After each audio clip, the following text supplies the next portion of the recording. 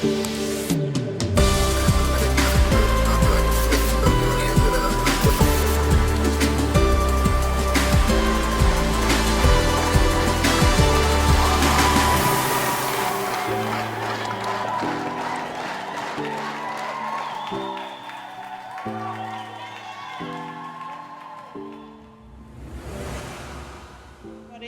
welcome to the last of our morning sessions for day 10 of VID21. My name is Julia Still, the creator and host. If this is your first session, welcome. If you are returning, welcome back. What a great way to round up the week with some of the sessions that we have today. Our next speaker is Schwisow. We've got a lot in common in terms of our project background, but what he's really passionate about is creating workplaces that seek out and value difference, the rich diversity of thought, experience, and perspective that exists within every organization. For 28 years, he was the design and construction project manager, leading teams of 200 to 2,000 staff on projects valued up to $1.5 billion. Since 2012, he's used strategic consulting, speaking, and his first book, Diversify, to help business leaders use the power of their people to become more resilient in the face of uncertainty and change, intentionally shaping the future that they aspire to. He shares a hilltop in the Yarra Valley, which isn't far from Melbourne for our global audience, and with his wife, dogs, and alpacas. And Jeff, I have to say, I'm slightly jealous that you're up in the Yarra Valley. It's a very, very beautiful part of Victoria. And for people that haven't been to this neck of the woods, go and check it out for some beautiful wine and food, amongst many other things. So going to welcome Jeff to the stage and hand over to you. I am Jeff Schwisow, and I'm joined today by my producer, I've always wanted to say that, Mike Emmett from Redfish Bluefish, and we are joining you from the lovely Yarra Valley just outside of Melbourne in Australia. I'd be interested to hear where you're coming from, so if you're available to chat, I see some folks are driving, type in the chat where you're joining us from today. I love alpacas. I love alpacas too. Yes, Melbourne. All Victorians. Yes, I do recognize a few faces here. Beautiful, Sarah. Lovely. Look, I appreciate your time and attention. So what I do want to say is that if you have a chance to put me in speaker view, that button in the upper right hand corner of your screens, it'll enhance the experience, we'll say. But without any further ado, welcome to Diversify.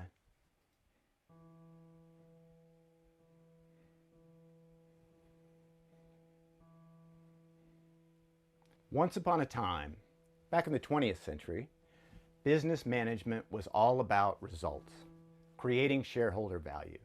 It was pretty straightforward, really. You just needed to understand your market, be clear about what products or services you made for that market, and then make what you make as efficiently as possible. Your strategy was primarily focused on growing your business, doing more of what you'd always done. As a business manager, you were assessed on two things: your ability to accurately predict and then successfully deliver on your short-term growth and profitability targets.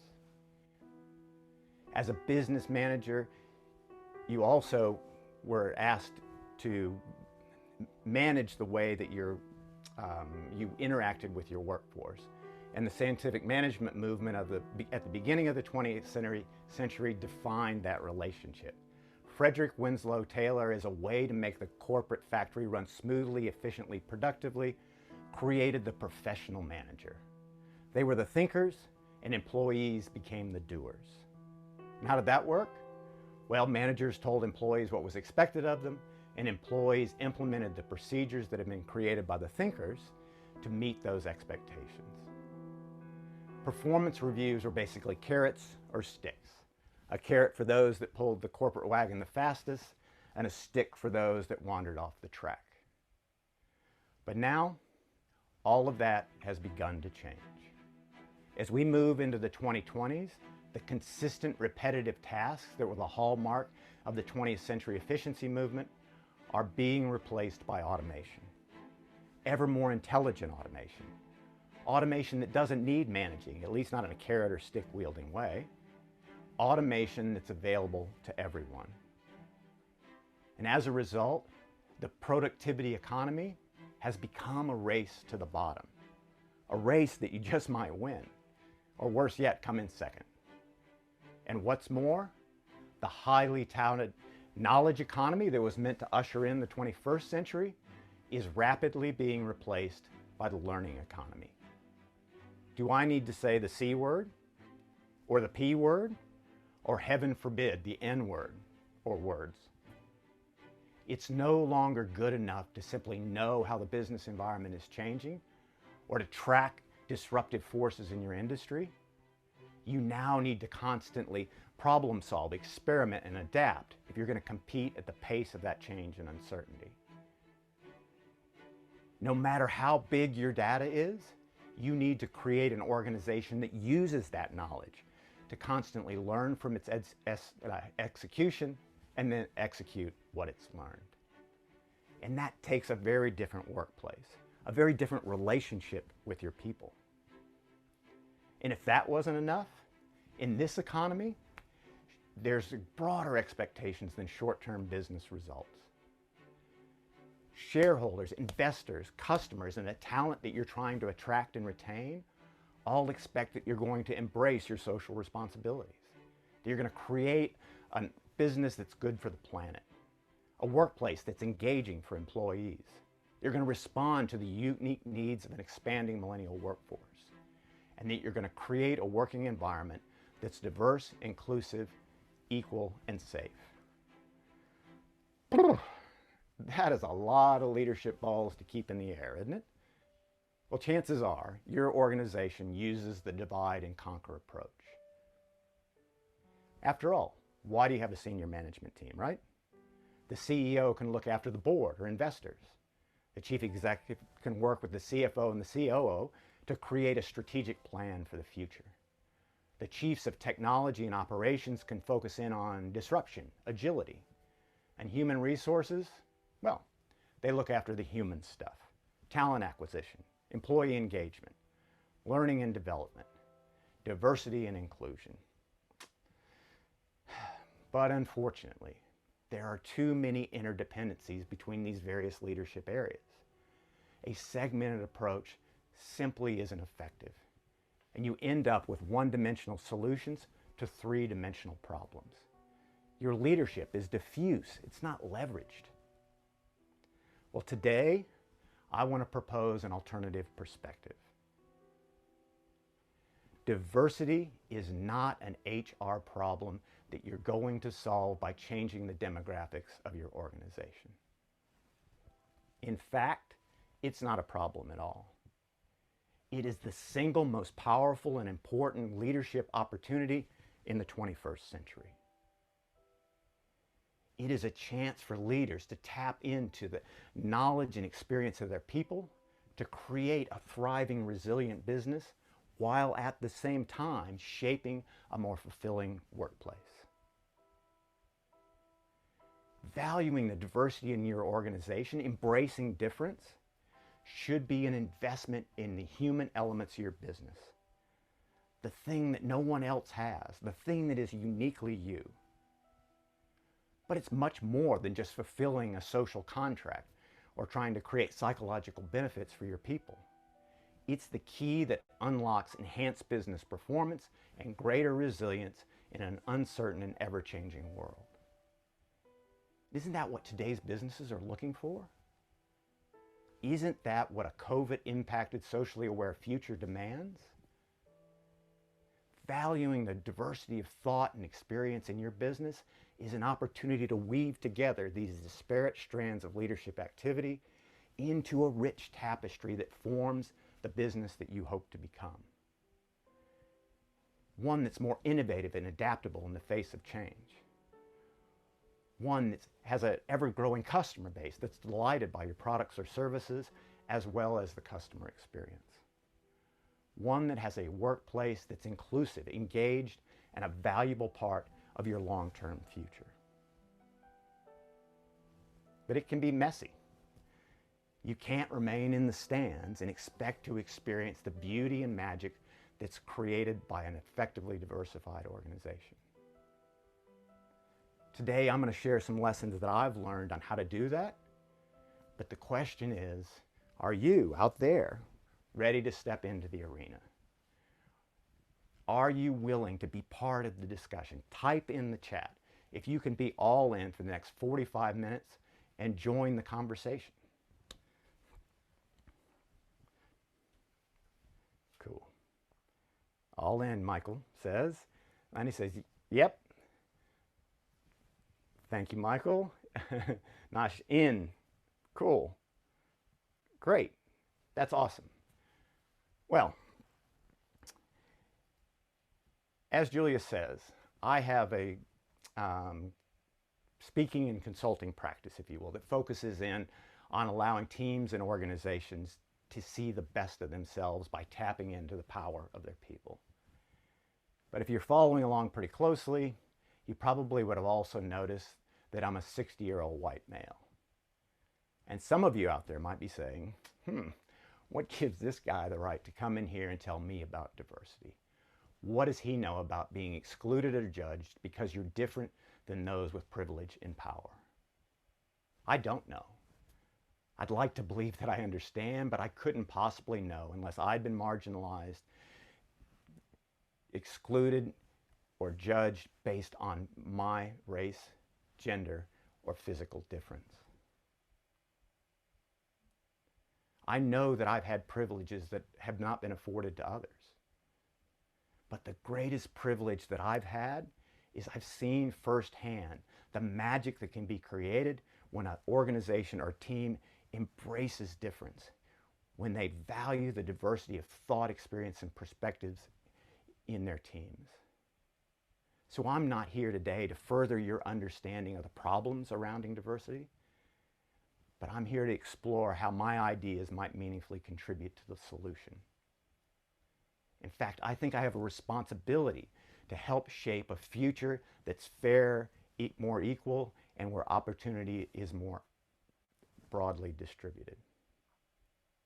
And I think it's a conversation that needs to move away from a debate between one gender and another, one ethnicity and another, one religion and another, one generation and another. And it needs to become a conversation that's undertaken one human to another. We aren't going to create a workplace that's diverse, inclusive, and safe if the people contributing to the dialogue aren't diverse, included, and made to feel safe, no matter who they are.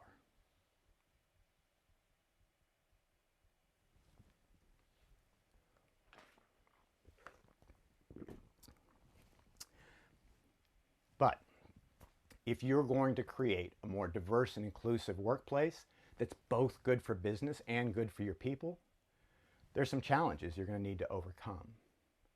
There are some mindsets that will likely need to shift. And the first is that we're asking plenty of questions about the problems in our workplaces, but we're not asking enough of the right questions about the solutions. And this struck me when I was listening to an interview with Dr. Claudia Golden, who's the leading authority on gender wage disparity on HBR's Women at Work podcast. The interviewer, Amy Bernstein, kicked things off by asking her about the headline statistic in the gender wage gap discussion. Is it true that women earn 80% of what a man earns? Dr. Golden chose her words very carefully. It is true, but it comes with a definition. And that definition is what the median woman earns, working full-time, year-round, compared to the same for a man. All industries, all roles. But it was the conversation that followed that really caught my attention, because she went on to say that the gender pay gap is not a single statistic. Across a person's lifetime, it's going to change. There's a dynamic aspect that you don't capture when you look at it purely in terms of a median. She said that the most recent studies show that when men and women enter the workplace, they earn approximately the same amount for similar industries and similar roles. Men earn slightly more, but not a tremendous amount. But then over time, if you track a particular cohort for 15 or 20 years, men begin to earn more. And that gap widens out quite a lot, to the point where women with considerable training and education are earning 60% of what their male counterparts are earning by the time they reach their early 40s.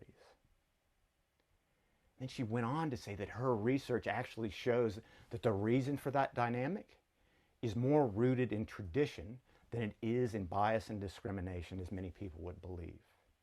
Traditional business beliefs about how contribution gets valued, combined with traditional roles that men and women play in society, in the home. The result is what she described as the flexibility penalty. Now, I'm not here today to teach Claudia Golden's IP, so Mike will share links to the podcast in the chat if you want to check it out. The point is that neither Claudia Golden nor I are apologists for gender wage disparity. And bias and discrimination is a very, very real thing in both its conscious and unconscious forms. But what we're both saying is that the long-term solution comes from understanding why it's happening, what's driving the dynamic. It comes from digging deeper into those sorts of questions in your own organizations so that you start to get the answers that stop inequality from playing out over the next 15 to 20 years in your workplace. And that's particularly true now that COVID has caused us to completely rethink our traditional beliefs on what it takes to make a valuable contribution in the workplace. But focusing in on headline statistics and sound bites about the problems in our workplace are only part of the challenge. The second, more pressing challenge is that in a media-driven world, we're expected to be seen to be raging against injustice and inequality, or it's presumed that we don't care. It's assumed that we aren't doing enough. But that causes us to focus in on the perception of progress, not the hard work of making lasting progress. And it often starts with our branding. You know, that internal and external marketing that shows the organization's commitment to a diverse and inclusive workplace. Bold and sweeping corporate policy statements that adorn the reception area, the break rooms, and hang below your email signature. Programs to aggressively promote women and/or minorities into senior management roles or board positions. Perhaps significant corporate sponsorships for underrepresented groups or youth outreach programs. Now, I'm not saying that these are bad things. They are very valuable and important ways of redressing the imbalance that it's existed for decades. But they can be a trap if that's where they stop. I was recently doing some strategic development work for a professional services firm that's known to be highly progressive, particularly in the diversity and inclusion space. They walk the talk in terms of promoting women into senior management roles and increasing women and minority board representation. But when I was interviewing senior managers for our session, 3 of those managers said that staff retention was an issue. Interesting. Tell me more. All 3 of them said some version of the reality of the workplace wasn't living up to the promise of the brand. Key staff were leaving, staff that represented the very diversity that they wanted to attract. And they were leaving because their dreams weren't being fulfilled. The promise that they saw when they joined wasn't being kept. When we focus in purely on what we're saying about bias and discrimination and making creating the perception of progress, then we're missing an opportunity. An opportunity to do the often hard work of making sustainable long-term progress toward a better workplace. We're missing an opportunity for our socially conscious brands to be an outward expression of an organization that's making systemic change, not pretending that better marketing will somehow make the same old system produce a different result. Now, before we move on to the third and what I believe is the most fundamental challenge, let's check out what you're saying in the chat here.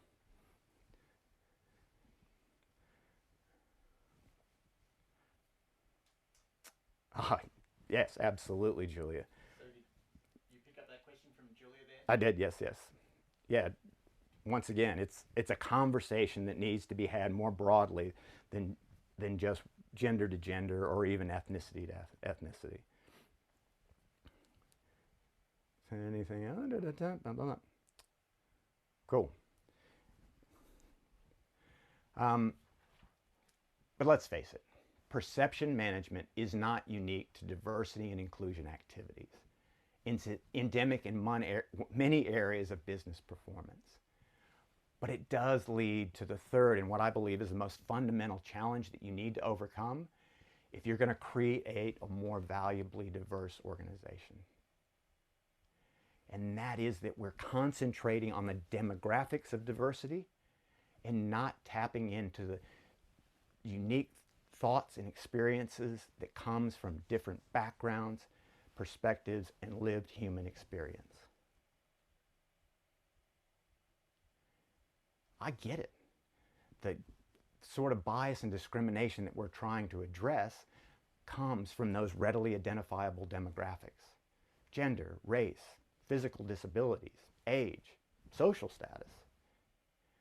But the diversity that leads to the greatest opportunity transcends simple demographics. It lies in what marketers call psychographics, the perspective that comes from a unique set of skills, values, beliefs, and experiences.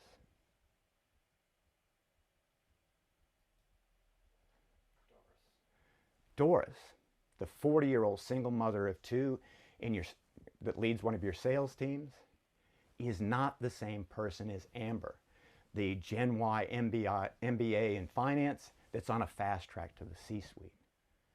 Even though they're both women, they have come from very different perspectives and backgrounds and have very different potential contributions to make to the organization. Both valuable in their own right. When we see people for their demographic characteristics, rather than their unique human qualities, we're missing the richness that they have to offer to our organizations and the opportunities that they can help to create. And these are, in this day and age, these are challenges that we can't afford to ignore. Today's most successful businesses are coming to realize it's more important what you do with your workplace diversity than whether or not you're increasing it, both for the business and for the people in the business. And I believe that that means that there's intention that we can bring to our diversity and inclusion activities that will raise them above the line, that will make them an asset, not an expense, for our business, for our customers, and for the overall health of our workplace.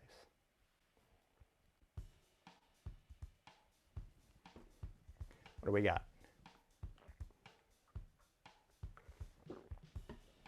Easy to explore that. It's just head down, bum up. It's often invisible hard work, unfortunately.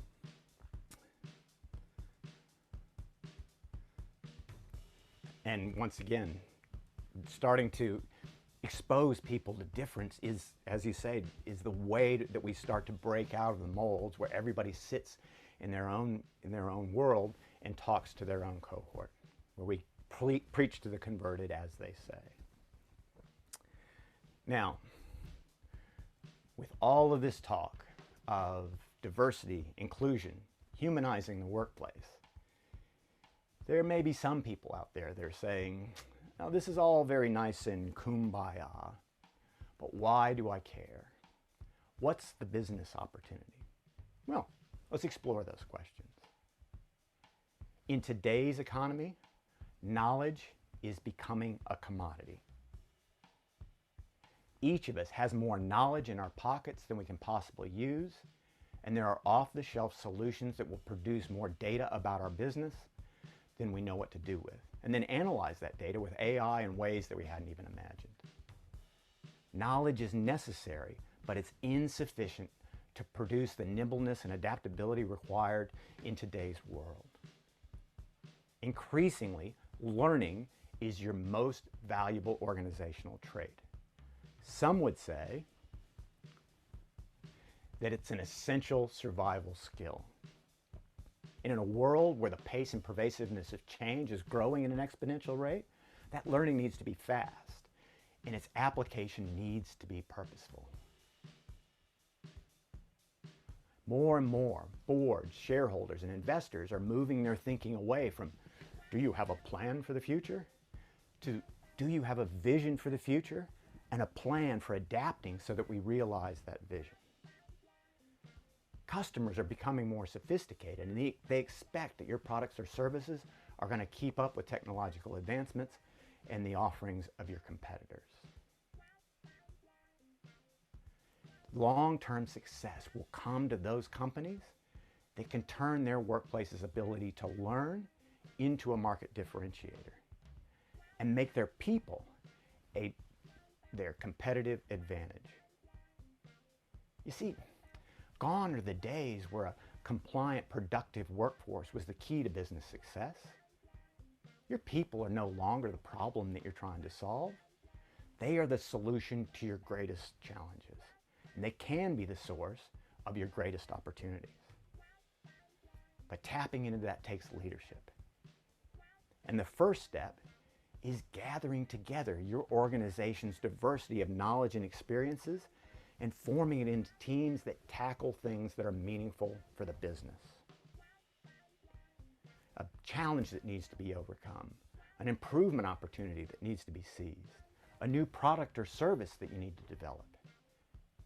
Get people to do important shit, because then you get important shit done. And sure, at first they'll struggle to work with people from different backgrounds, perspectives, and organizational status. But research shows that physical, social, and cultural barriers start to come down when people are brought together to develop solutions that require interdependence. They'll very quickly realize that you're asking them to play a team game, and that they need each other's skills, experiences, and perspectives if they're going to win.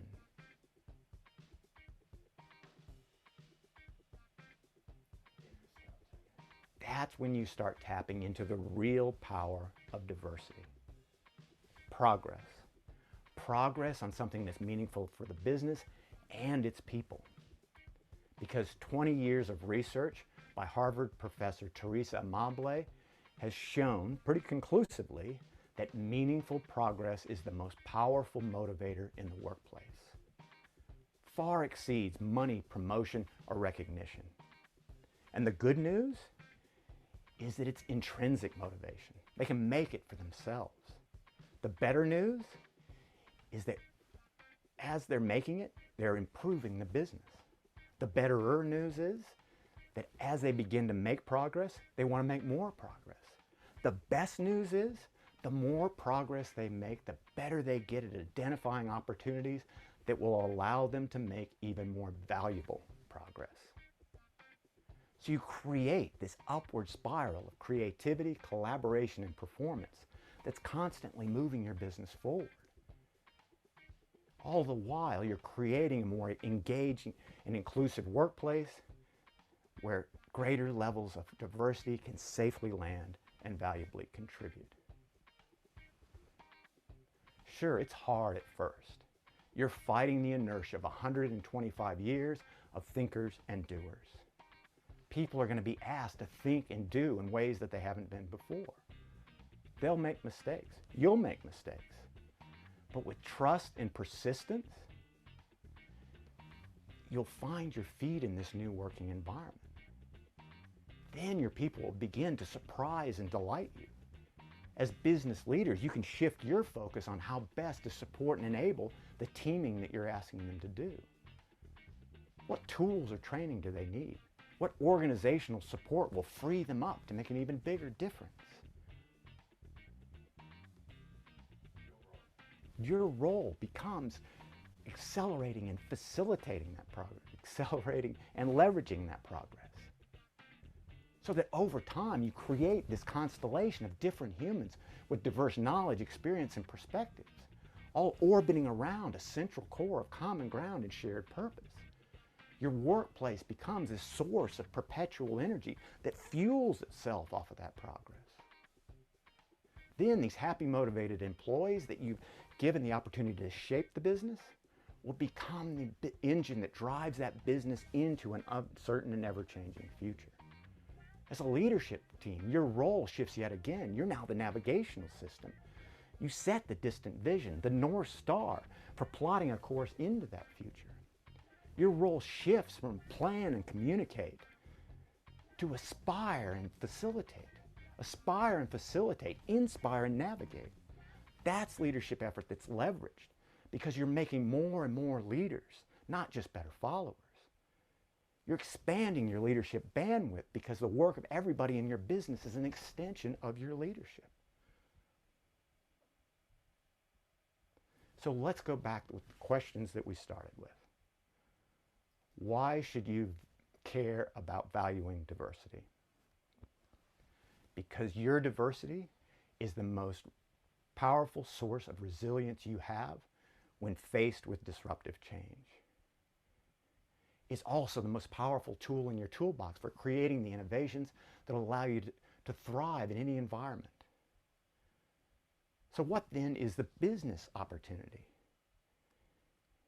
It's an opportunity to create a culture of adaptation by intentionally seeking out and using the diversity of thought and experience of your people to shape the future of your business. It's an opportunity to turn aspiration into purpose and connect purpose to activity. Purposeful activity that's constantly creating and embedding learnings that allow you to pursue your best possible future. Valuing diversity is an opportunity to make strategy, not just plan it. It's an opportunity to make strategy that allows you to shape the future that you aspire to, not just react to the future that comes your way. So, my question for you, what opportunities do you see in valuing the diversity of thought, experiences, and perspectives in your organizations or the organizations that you work with? Really great questions, Jeff. Lani says it's interesting that many organizations don't tap into their own workforce to solve challenges and hire consultants, but they spend big dollars hiring smart people. Yes, absolutely. And that's where solutions lie. It's within your organization. It's teasing them out, using the leadership to tease them out, really, that it is where the rubber meets the road, so to speak.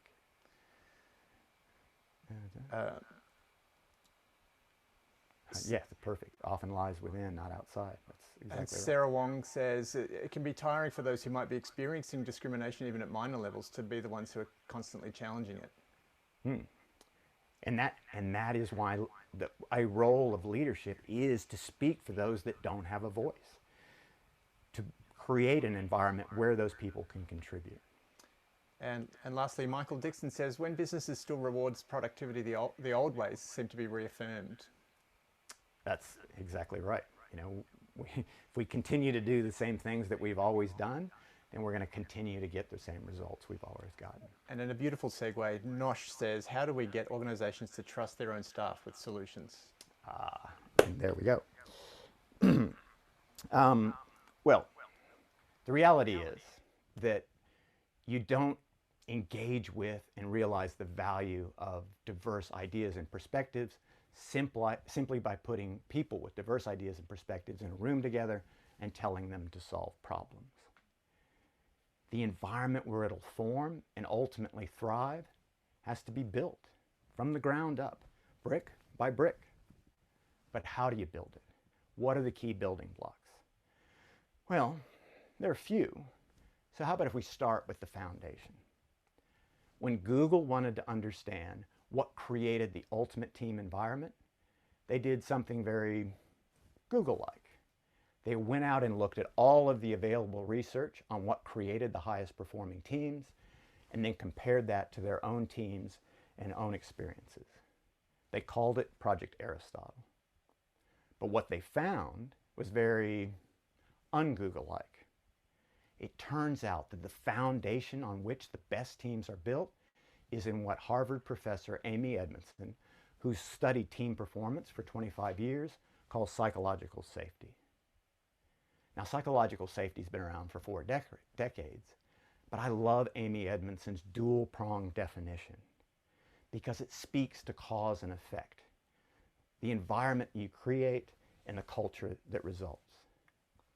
Specifically, it's a sense of confidence that the team will not embarrass, reject, or punish someone for speaking up, and a team climate characterized by interpersonal trust and mutual respect where people feel comfortable being themselves. In other words, it's an environment where people feel free to share different thinking and a culture where people feel safe being different.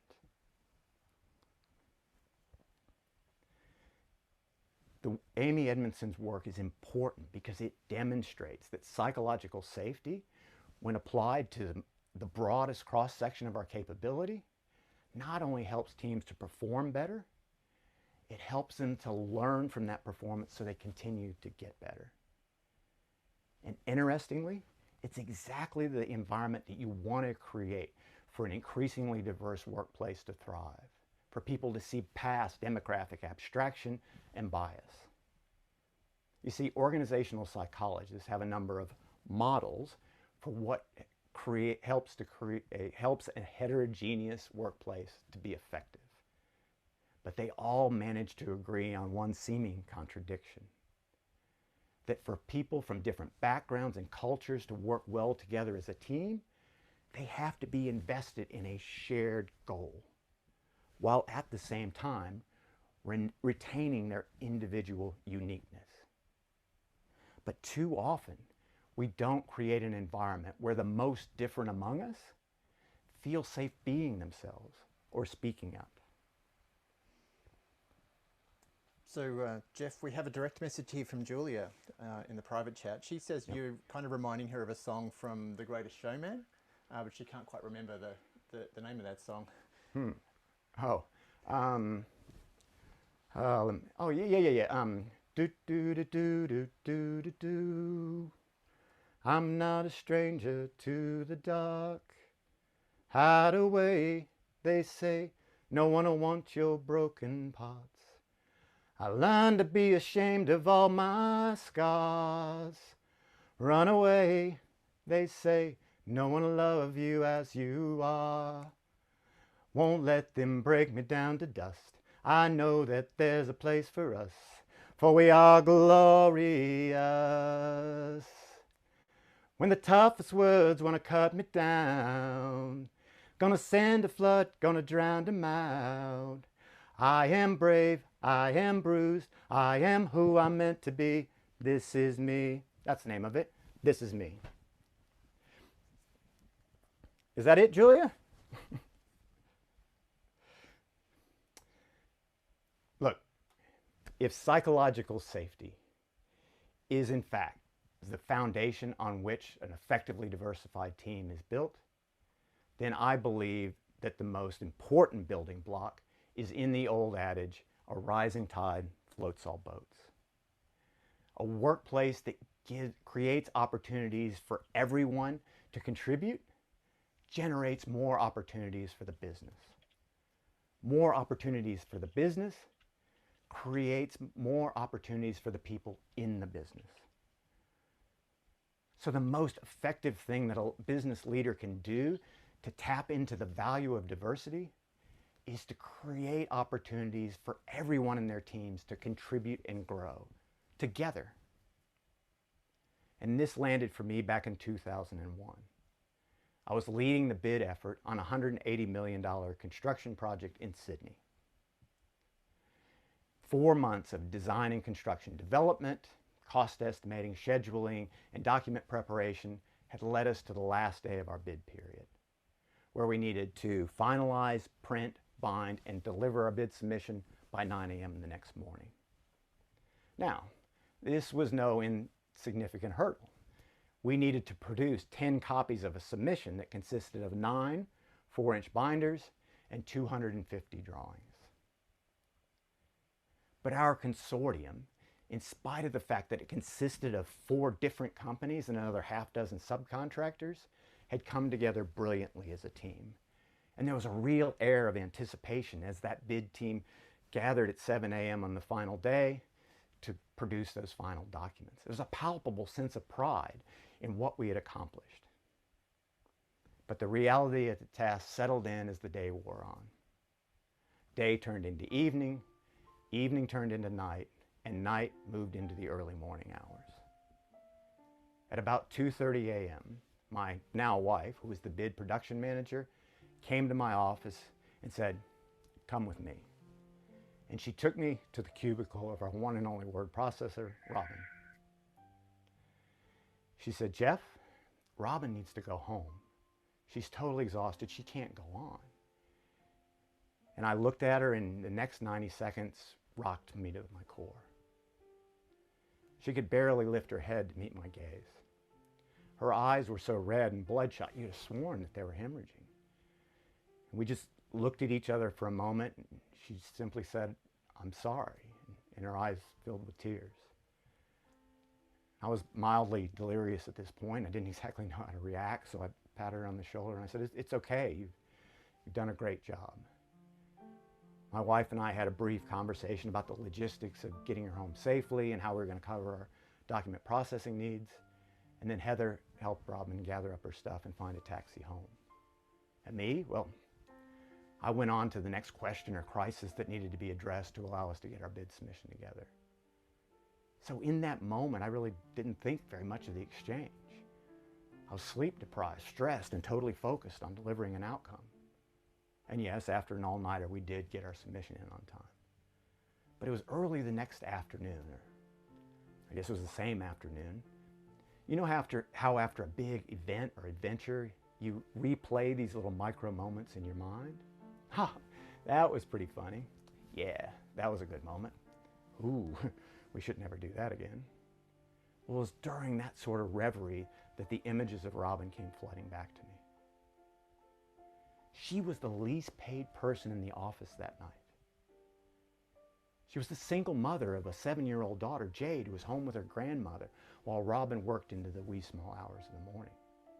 And yet she had worked herself to a state of exhaustion. But she hadn't gone to her immediate supervisor and complained she was tired or needed to get home to her doctor. My wife had seen that her evening was over when she went to check on something at her desk. And even then, Robin said she was fine and she could have gone on, and would have if my wife hadn't intervened. But there was something about the look on her face, those eyes. Something about the way she said, "I'm sorry." She didn't fear for her job or repercussions from not having completed her task. She wasn't sorry that she was letting me down as her boss. She was sorry because she was leaving her contribution unfinished. She was sorry because she felt like she was letting the team down.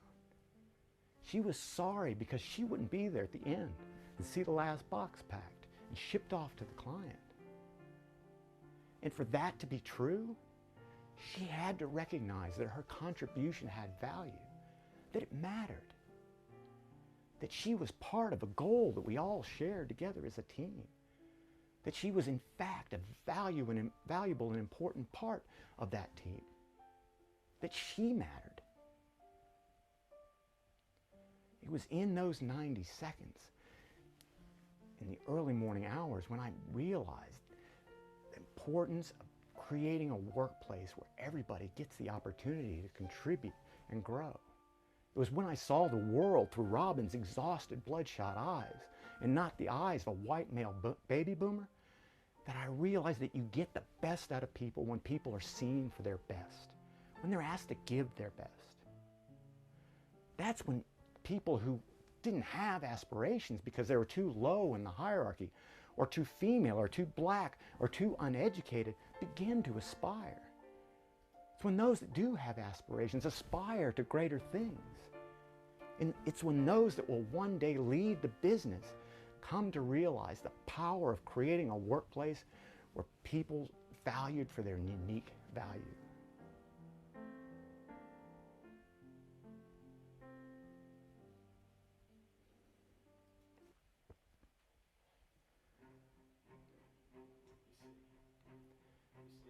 You see, most people don't want to be given a role to fulfill a quota. They don't want to be hired because the business needs more people that look like you. Think about it. Would you want to be hired or promoted because the business needs more women in senior management or a less white look in the technical departments?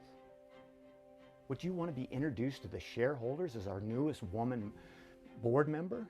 And we, the old white guys, are really proud of this progressive step we've taken to get our diversity numbers up and meet our targets? Or would you want to be introduced to the shareholders as our newest board member, who was selected because her unique strengths and qualities helped to build a more resilient organization? A selection that doesn't need a footnote about gender or race or physical limitations. A selection that makes the statement that organizational strength comes from diversity of thoughts and perspectives, not replicating the board members that we've always had and doing the things that we've always done.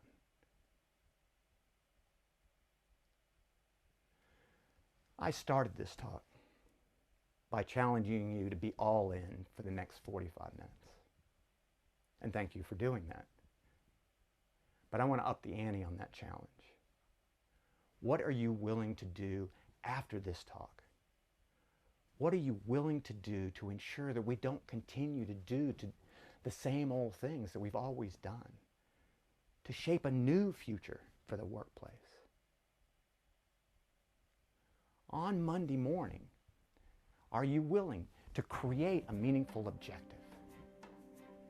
To identify the one thing that is the greatest challenge and an opportunity for your business or team right now. And then turn that objective into a learning problem. Gather together the people that know the most about those challenges or opportunities, not the senior managers that oversee it, but the people on the ground with the greatest knowledge, experience, and insight. And ask them, what could we do over the next 3 months that would make the biggest difference in pursuit of that objective? And then empower a psychographically diverse team to turn that into a solution.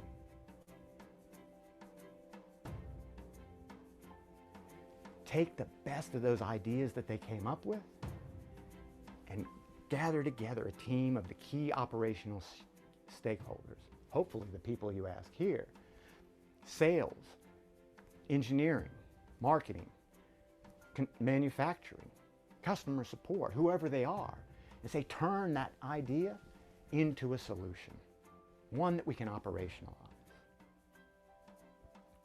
Because then, in 3 months' time, you can take what you've learned from that activity and do it again. You start to create meaningful progress. You begin to learn how to better improve your business from the people that know the most about improving your business. And you begin to learn about the inherent value in all of the unique humans that surround you.